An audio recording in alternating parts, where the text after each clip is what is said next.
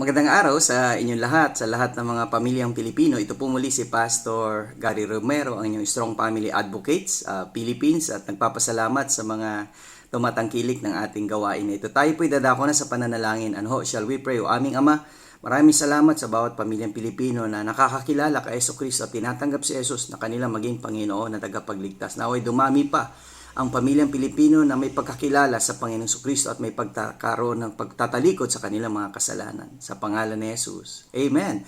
Well, nais natin ipagpatuloy ang ating strong exhortation at nagpapasalamat tayo sa ating mga kasamahan din na may ganitong advokasya. At yung Manila City, Pateros, Pasay, Quezon City, Pasig, at sa iba pang mga lugar na may mga ordinansa na ng Strong Family Program, Family Council Ordinance, na kung saan ay nabibigyan ng pagkakataon bawat pamilyang Pilipino na matulungan sa mga aral, sa mga gabay mula sa mga aral na nakukuha rin natin sa pagpapatatag ng pamilyang Pilipino. Nais natin ipagpatuloy ating strong exhortation from the book of Philippians chapter 1 in verse 14.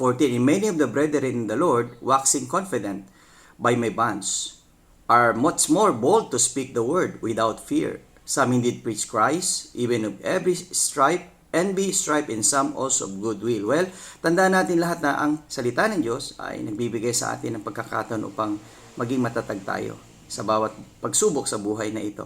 Maging matatag po tayo, pamilyang Pilipino. Suportahan natin ang ating gobyerno sa pagpapatatag ng pamilyang Pilipino. See you again tomorrow sa ating Strong Family Prayer and Exhortation.